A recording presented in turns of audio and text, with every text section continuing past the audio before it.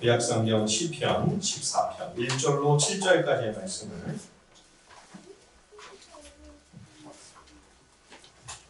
함께 교독합니다. 시편 구약성경 811면쯤 되죠. 시편 14편 1절로 7절까지의 말씀을 우리 함께 서로 번갈아 교독하겠습니다. 시편 14편 1절로 7절입니다. 어리석은 자는 그의 마음에 이르기를 하나님이 없다 하는도다. 그들은 복대하고 그 행실이 가증하니 선을 행하는 자가 없도다. 보살펴서 지각이 있어 하나님을 찾는 자가 있는가 보려 하신즉 다 치우쳐 함께 더러운 자가 되고 선을 행하는 자가 없으니 하나도 없도다. 내 백성을 먹으면서 여호와를 의지하게 하는다. 그러나 거기서 그들은 두려워하였으니 하나님이 의인의 세대에 계시니로다.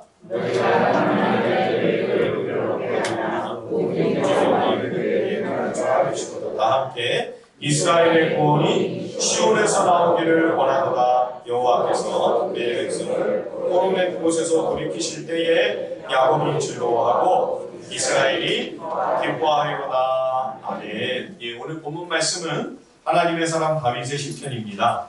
다윗이 자신을 박해하고 죽이려는 수많은 악한 자들에게 포위되어 세상살이의 잔혹함과 인간의 간사하고 잔인한 죄악의 실상을 생생하게 체험하고 깨달으면서 인간이 어떤 존재인가를 깊이 성찰하고 있는 내용입니다. 그래서 오늘 본문은 신약의 사도 바울이 복음의 정수를 담고 있는 로마서 3장을 보면 오늘 시편 말씀을 거의 다 인용하고 있죠.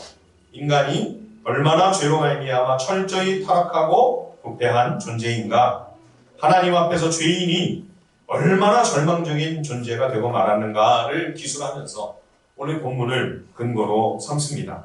그래서 이 시편 14편은 상당히 교리적인 내용을 담고 있기도 하고요. 또 깊은 신학적인 내용이 포함되어 있습니다. 조직신학에서 인간론을 다룰 때 가장 핵심적으로 취급되는 부분이 바로 오늘 내용이죠. 자, 1절을 우리 다 함께 읽어보겠습니다. 시편 14편 1절입니다. 시작. 어리석은 자는 그의 마음에 이르기를 하나님이 없다 하는도다. 그들은 부패하고 그 행실이 가증하니 선을 행하는 자가 없도다. 우리는 이 말씀을 인용하거나 이야기를 할 때 주로 믿지 않는 세상 사람들, 불신자나 무신론을 주장하는 그런 사람들에게 대해서 그것이 얼마나 미련하고 어리석은가를 깨우쳐주려는 의도로 이 구절을 근거로 선포하지요. 그러나 다윗이 이 고백을 할 때에 이 말씀은 불신자나 무신론자에 관한 이야기가 아니었습니다. 이스라엘 백성들은 누구나 율법을 알고 있었죠. 어려서부터 유대인들의 율법 교육, 말씀 교육이 얼마나 철저합니까? 이스라엘은 여호와 하나님이 다스리시는 나라입니다. 유대인 가운데 하나님을 모르거나 여호와가 존재하지 않는다고 생각하는 사람이 있었겠습니까? 그렇다면 여기서 하나님이 없다 말하는 사람이, 이런 어리석은 사람이 누구입니까? 율법도 알고 있고 말씀도 배워서 다 잘 알고 있고 하나님이 계시다는 사실도 머리로 입으로 다 인정하나 실제 삶의 한복판에서는, 생활의 현장에서는 하나님이 살아계신다고 하는 것을 모르는 사람처럼, 부인하며 살아가는 사람처럼 그렇게 살아가는 이들이 이스라엘 가운데 한둘이 아니었던 거죠. 사울과 그의 악한 측근들만 봐도 얼마나 무시무시합니까? 권력 유지를 위해 수단 방법 안 가리고 방해가 되는 백성들은 다 죽이고, 심지어 대사장과 제사장들 수십 명, 그리고 심지어 그 가족들까지, 어린아이들까지 다 몰살을 시켜버리죠. 예. 그런 모습을 볼 때 누가 하나님을 믿는 사람이라고, 하나님을 두려워하고 여호와 하나님을 섬기는 그런 믿음의 사람이라고 이야기할 수 있겠습니까? 똑같이 욕심부리고 거짓말하고 이윤을 위해서라면 법도 얼마든지 어기고 나의 이익을 위해서라면 얼마든지 다른 사람들에게 피해를 주거나 이웃에게 손해를 끼치는 일도 서슴지 않는 것. 그렇다면 불신자나 마찬가지예요.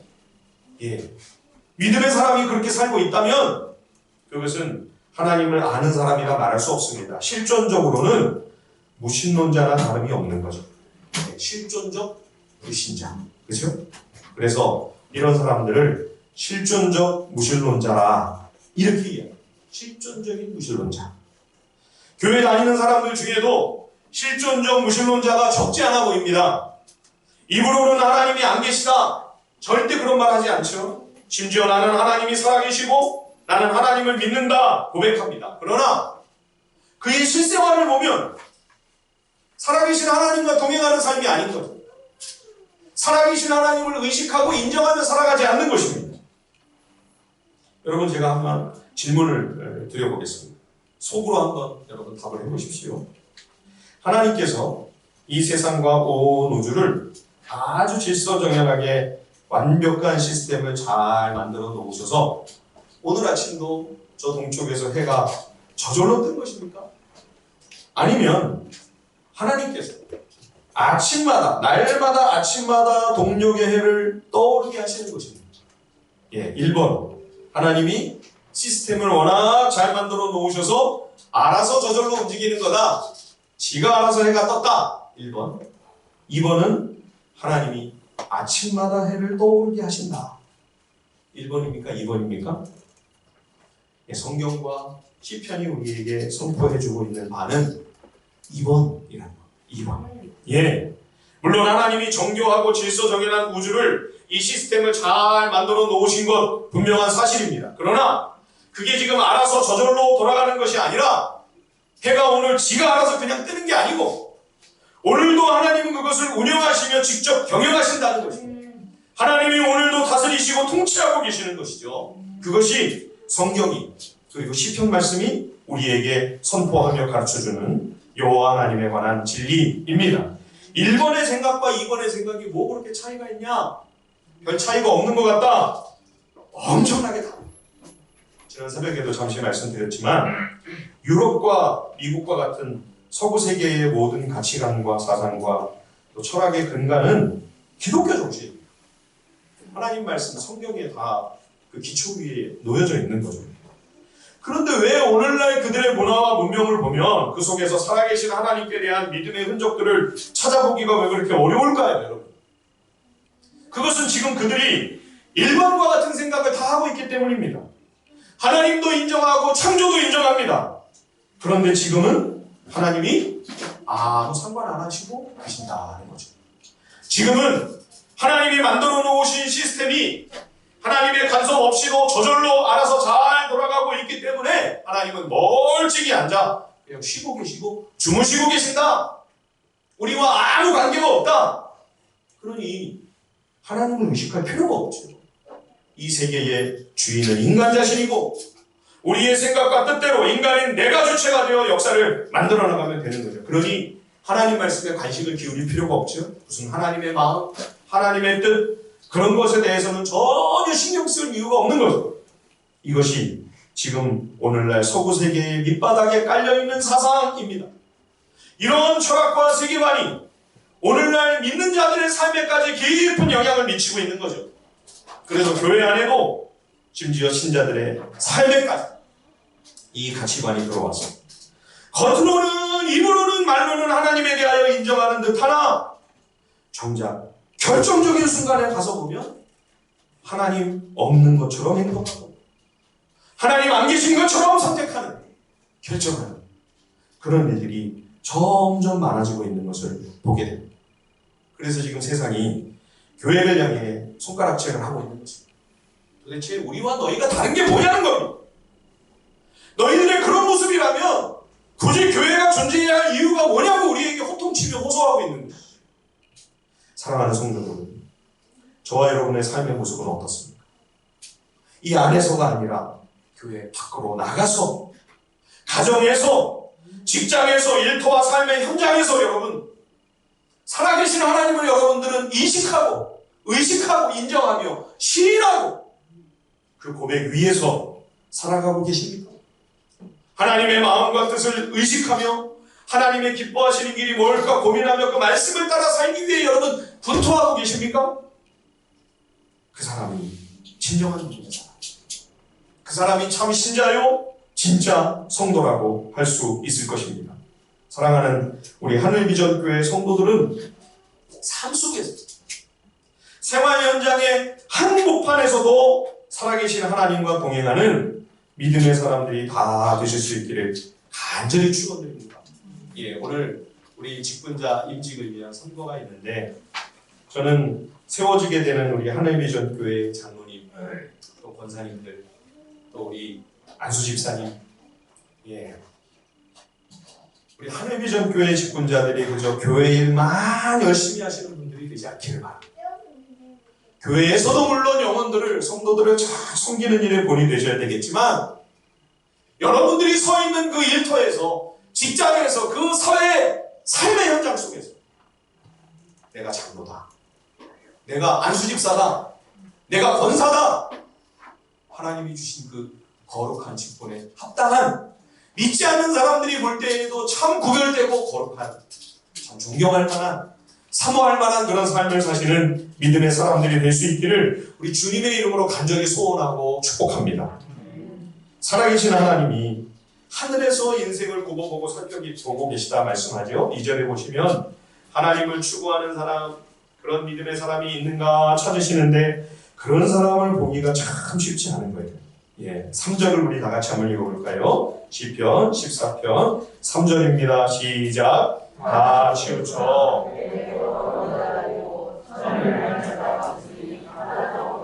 선을 행하는 자가 하나도 없고 죄로 말미암아 타락하고 부패한 인생들이 다 치우쳐 있다.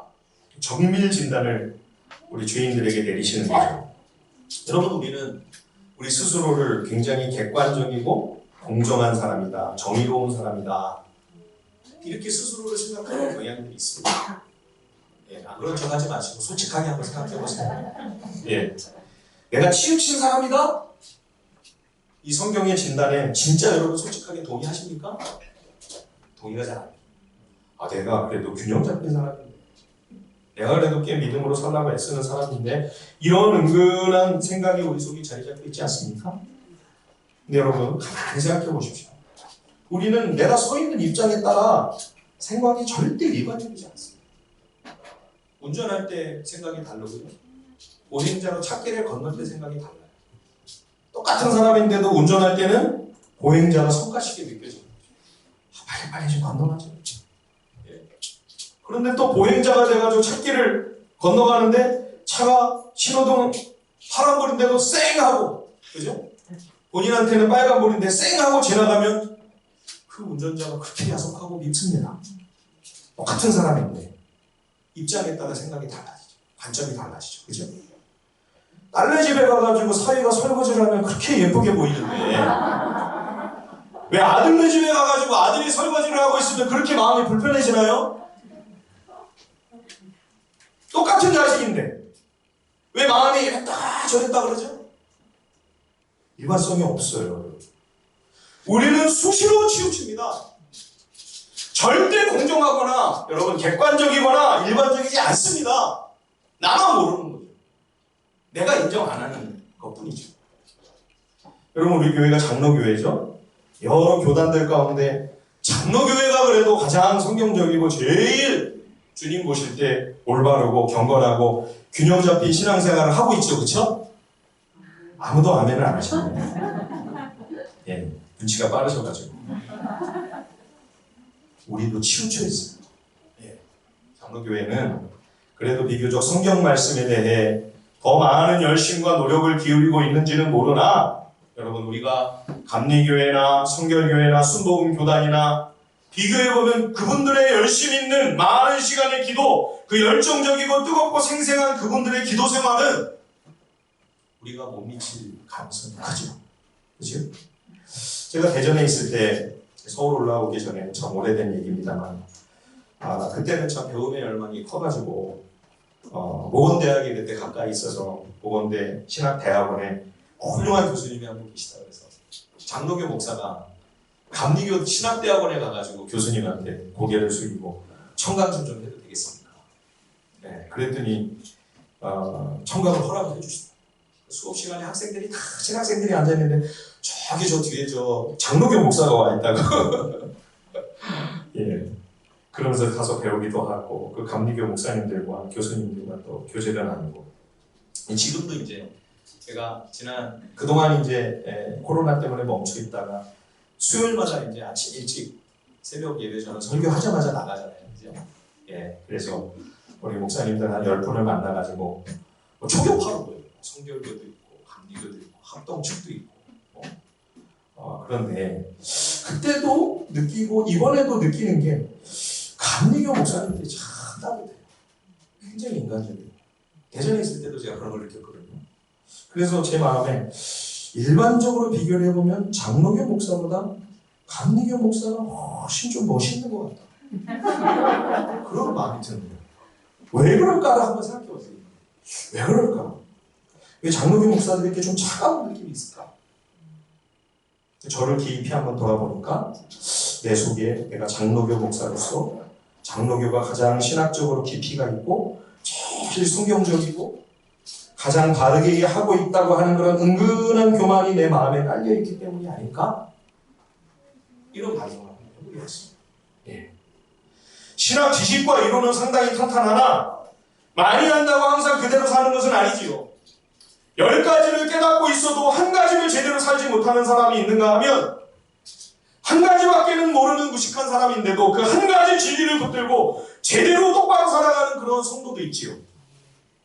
가난한 자들과 함께 동고동락하며 사회에서 소외되고 상상도 할 수 없는 시련과 우리가 정말 미치지 못할 우리의 생각에 도저히 미치지 못할 괴로움을 겪으며 아파하고 있는 그런 분들과 함께 하면서 그들을 섬기며 주님 말씀처럼 우는 자들과 함께 울고 있는 그런 사역자들, 그런 믿음의 사람들을 제가 볼 때마다 나는 그냥 입만 살아가지고 그냥 입으로 말씀만 논하고 있는 그런 목사가 아닌가, 그런 부끄러운 생각이 들 때가 종종 있습니다.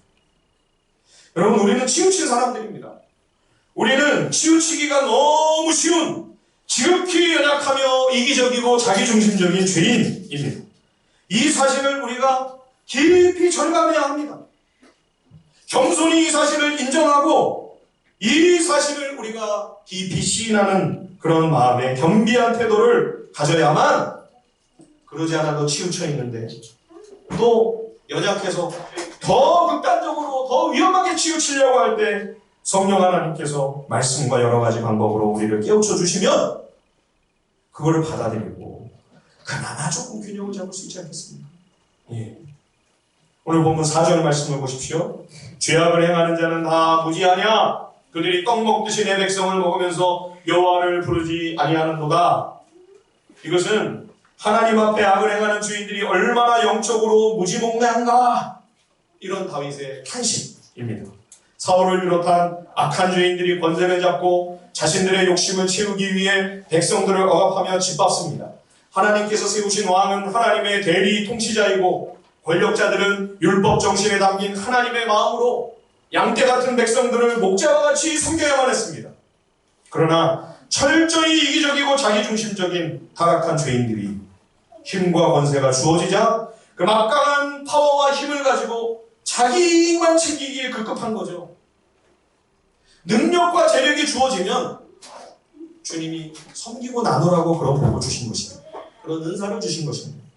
그래서 더 좋은 일들을, 착한 일들을 많이 힘쓰기보다 오히려 죄인들이 엉뚱한 생각을 하기 시작하고 딴짓을 하기 시작하는 거죠. 그게 전적으로 부패하고 타락한 100% 완벽한 죄인들의 실상입니다. 그래서 교회도 커지고 재정이 많아지면 목사부터 시작해서 문제가 생기게 되는 이유가 바로 그것 때문이 아니겠습니까? 그래서 여러분, 우리가 다른 교회의 허물을 함부로 쉽게 말할 수 없습니다. 왜냐하면 우리도 그 입장이 되고 그런 상황만 되면 얼마든지 저도 여러분도 그런 일이 벌어질 수 있는 거죠. 환경과 조건만 맞으면, 그런 여건과 상황이 안 맞아서 그렇지, 그런 조건이 갖춰지지 않아서 그렇지, 그 조건만 딱 갖춰주면 즉시 바로 죄가 튀어나오는 거예요. 이게 죄인이라고 하는 말의 의미입니다. 5절을 우리 같이 한번 읽어보실까요? 시편 14편 5절입니다. 다 함께 시작. 그러나 거기서 그들은 두려워하였으니 죄의 결과는 두려움입니다. 두려워하고 두려워했다.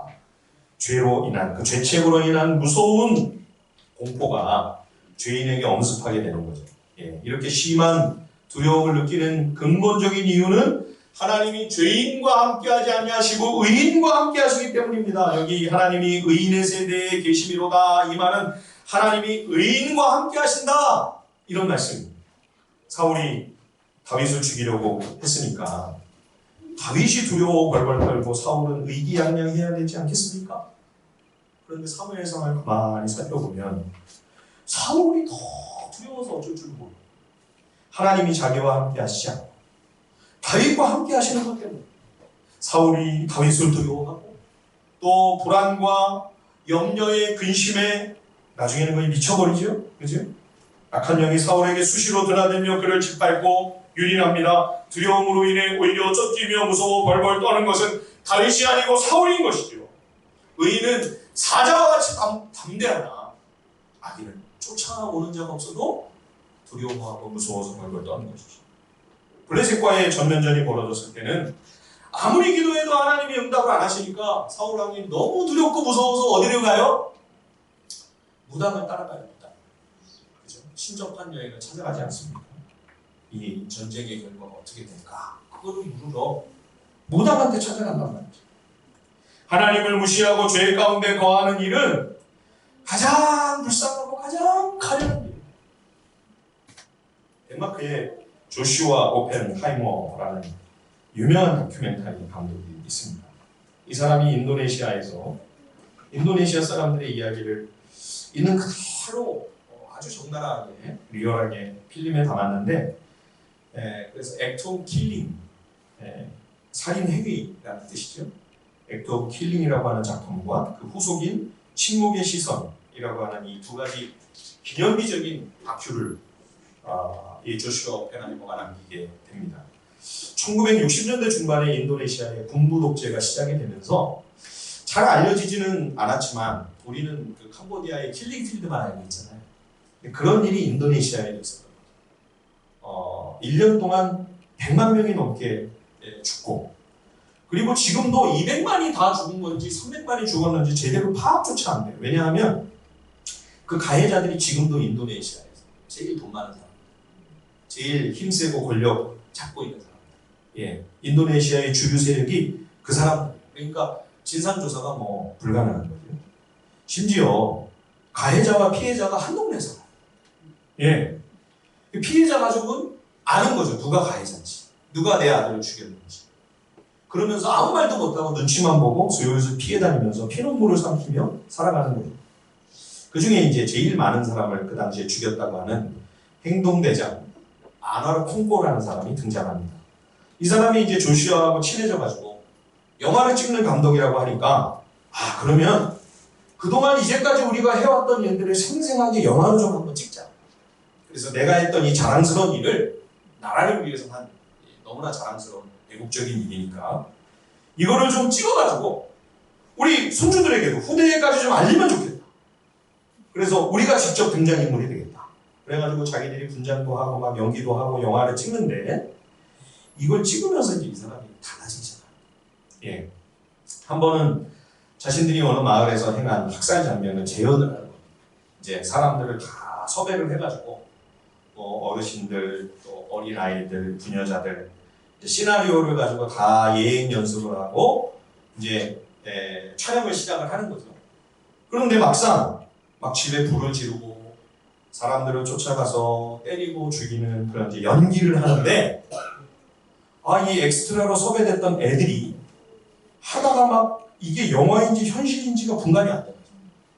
진짜로 막 얘네들이 무서워서 막 공포에 질려가지고 막 울고 어떤 어르신은 또 넘어져가지고 또 실신을 해서 또 막 호흡이 곤란이 와가지고 막 또 인공호흡을 하고 그러니까 이게 영화가 아니고 진짜 무자비한 학살 현장 같은 그런 분위기가 돼버린 거예요. 그랬더니 이 아나르 콩고가 얼굴빛이 확 변하는 거예요. 그래서 이 조슈아가 왜 그러냐 그걸 다 그대로 찍었어요. 그 영화 촬영하는 장면부터 그걸 보면서 이 사람이 그만하자. 스톱 하면서 이제 하는 그런 광경까지 다 그대로 나와. 그래서 이제 카메라를 들이대고 왜 그러냐 그랬더니 이 아나르 콩고가 처음으로 그때 그러면 이 아이들이 그렇게 부모를 다 잃고 고아가 됐을 텐데 그럼 얘네들이 그 당시에 부모를 잃고 어떻게 살았을까? 어떻게 이제까지 얘네들이 살았을까? 처음으로 이런 생각을 하는 거예요. 전혀 이제까지 살면서 그런 생각을 안 했다가 자기가 행한 모든 일에 대해서 그렇게 자신만만하고 떳떳하고 이거를 뭐 영화로 찍어서 대대아리자 그랬던 사람이 얼굴이 착잡해지고 안색이 어두워지고 그러면서 이제 속마음을 감독한테 털어놓는데 실은 이 사람이 밤에 잠도 제대로 못 자고 자기가 죽인 사람 얼굴이 계속 나옵니다. 딱 한 사람. 그 사람이 눈을 못 감고 죽었는데 그 눈을 뜬 채로 밤마다 나타나서 자기를 그 뜬 눈으로 쳐다본다는 거죠. 얼마나 무섭겠어요. 그래가지고 그거를 술을 먹고 밤새 노래를 부르고 그리고 심지어 안 되니까 또 마약도 하고 그 고통스러운 기억을 잊으려고 그 공포스러운 형상을 잊어버리려고 그렇게 안간힘을 쓰는 거죠. 그런데도 그 영화는 계속 찍어요. 마지막 장면에 이제 고문을 하다가 사람을 죽이는 자기가 피해자로 직접 그 분장을 하고요. 이렇게 막 피까지 막 칠하고 고문을 당하다가 이렇게 철사로 목을 감아서 이제 사람을 죽였대요. 자기 이제 철사에 목을 감으라고 그러고 옆에서 그 일을 같이 했던 사람들이 이제 그렇게 실제로 분장을 해서 그렇게 자기네들이 했던 장면을 그대로 재현을 하는 거죠. 근데 이걸 찍다가 갑자기 이제는 더 이상 못하겠다. 그만. 그래서 이제 결국 다 찍기는 했어요. 그래도. 그래서 그 영화가 완성이 됐습니다. 그래서 시사회를 하는데 이걸 보다가 이 사람이 갑자기 막 토하고 내가 어떤 짓을 저질렀는지 내가 무슨 짓을 했는지를 비로소 그걸 보면서 이제 자각을 처음으로 객관적으로 자기가 무슨 죄를 저질렀는지를 깨닫고 괴로워하기 시작합니다. 그 장면에서 한 2시간 40분이나 되는 그 액트 오브 킬링이라고 하는 다큐멘터리가 거기서 다 끝납니다. 죄를 짓고는 못 사는 거죠. 그렇게 많은 사람을 죽인 살인마도 평상시에는 뭐 아무렇지도 않은 것처럼 가책이 하나도 없는 것처럼 뭐 세 보이고 강해 보이고 뭐 떳떳하고 자랑스럽게 이거 영화로 찍자. 그런데 그걸 찍다가 결국 자기 가책을 못 이기고 하나 큰 죄를 비로소 인식하게 되는 거대한 죄책감의 고통에 짓누르게 된 것이죠. 죄의 결과는 두려움입니다. 그러나 하나님이 함께 하시는 믿음의 사람은 고난 중에도 다리를 뻗고 편히 자는 거죠. 다윗이 시편에서 고백하고 있지 않습니까? 하나님의 은혜로 나는 눕고 자고 깬다. 6절 말씀을 보십시오. 시편 14편 6절입니다. 너희가 가난한 자의 계획을 부끄럽게 하나 오직 여호와는 그의 피난처가 되시도다. 악인은 가난한 자를 우습게 여기고 상처와 고통을 함부로 가합니다. 그러나 여호와께서는 그분께 와서 피하는 모든 자들에게 피난처가 되어주시죠. 그래서 하나님이 다윗의 피난처요 산성이요 피할 바위요 난공불락의 요새가 되어주십니다. 다음 절에 나오는 이 시온이랍니다. 요새라는 뜻입니다. 자, 7절 우리 다 함께 한번 읽어볼까요? 시편 14편 7절입니다. 시작. 이스라엘의 구원이 여호와께서 포로된 곳에서 돌이키실 때에 야곱이 즐거워하고 이스라엘이 기뻐하리로다. 아멘. 예루살렘을 흔히 시온이라고 그러죠. 이 시온산이 예루살렘에서도 가장 높은 곳에 있었습니다. 거기에 이제 다윗성을 지었는데 나중에 솔로몬이 성전을 그곳에 짓게 되죠. 그러니 이 시온산은 아브라함이 옛날에 이삭을 드리려고 했던, 그런데 이삭 대신에 어린 순양이 죽었던 바로 그 모리아산과 같은 장소입니다. 그래서 예루살렘 성전이 이 시온산 위에 세워지면서 이 시온은 여호와 하나님의 보좌, 하나님이 거하시는 초소를 가리키는 대표적인 상징으로 자리매김하게 되는 거죠. 그런데 7절을 다시 보시면 하반절에 여호와께서 그 백성을 포로된 곳에서 돌이키실 때 이런 말씀이 나옵니다. 다윗의 시대는 아직 이스라엘과 유다가 멸망하기 전입니다. 그죠? 나라가 아직 망하려면 한참 남았고 포로로 끌려가고 이런 거는 아직 몇백 년이 더 지나야 이루어질 일들인데요. 그런데 어떻게 다윗은 이스라엘과 유다가 이렇게 패망하여 백성들이 이역만리로 포로되어 끌려갈 사실을 이렇게 다 뻔히 알고 있었을까요? 이미 신명기 율법에서 하나님께서 모세를 통해 말씀하셨죠. 너희가 욕심의 유혹이 되어 우상 숭배를 하고 하나님을 멀리 떠나면 하나님이 그 백성을 진노하시고 반드시 심판하시고 징계하신다. 그래서 너희는 멸망을 당하게 되고 뿔뿔이 흩어져 먼 나라로 포로로 끌려가게 될 것이다. 하나님께서 이미 율법에 다 그렇게 자세히 상세하게 말씀해 놓으셨습니다. 사실 사사시대에 또 살짝 그 맛을 보지 않았습니까? 그래서 솔로몬 왕도 역대하에 보면 예루살렘 성전이 완공되었을 때 바로 그 신명기 율법을 인용하며 기도하죠. 주여 만일 이 백성이 범죄하여 나라가 망하고 다른 나라로 포로가 되어 우리가 끌려가게 된다면 그곳에서라도 잘못을 깨닫고 뉘우쳐 이 성전이 있는 방향을 향해 회개하면 하나님께서 하늘에서 들으시고 이 백성을 포로된 가운데에서 다시 돌아오게 해주십시오. 그렇게 기도하죠. 솔로몬. 다윗도 알고 있었던 것입니다. 이스라엘의 지난 역사를 뒤돌아보고 사사시대의 그 뼈아픈 그 슬프고 정말 너무나 참담했던 역사들을 직접 겪었잖아요. 다윗이. 블레셋의 압제를 다 체험하지 않았습니까? 그렇게 말씀을 통해서 확인하는 바와 또 자기가 스스로를 아무리 성찰해 보아도 죄로 말미암아 전적으로 부패하고 타락한 죄인인 우리에게는 결국 죄로 인하여 멸망할 것 외에는 아무 소망이 없음을 깊이 깨닫고 이스라엘의 미래의 전망은 불투명하고 어둡다. 내다보고 봤던 거죠. 너희는 망하고 결국은 포로로 다 끌려가게 될 것이다. 죄로 말미암아 심판받고 멸망당하는 것이 결론이 될 것이다. 그런데 여러분, 그렇게 망하는 것이 또 끝이 아님을 또한 다윗은 알고 있었던 것입니다. 그래서 여호와께서는 그렇지만 그 백성을 반드시 포로된 자리에서 돌아오게 하신다. 포로된 그들을 잊지 않으시고 반드시 회복시켜 주시며 구원해 주실 것이다. 그때 야곱은 기뻐하고 이스라엘은 즐거워하게 될 것이다. 여러분, 이렇게 다윗이 자신만만하게 큰소리치고 장담할 수 있는 이유가 무엇입니까? 그것은 우리에게 시온이 있기 때문이죠. 시온이 있기 때문입니다. 하나님께서 예비하신 어린 양이 우리를 위해 피 흘리시는 시온, 세상 죄를 지고 가시는 하나님의 어린 양 그리스도께서 내 대신 죽으시는 그 시온의 십자가의 은혜가 우리에게 풍성히 흘러넘치기에 하나님의 은혜로 주님은 우리를 잊지 않으시고 반드시 구해주신다는 것입니다. 끝내 버리지 않으시고 우리를 돌아오게 하실 것이다. 그래서 우리에게는 소망이 있다는 거죠.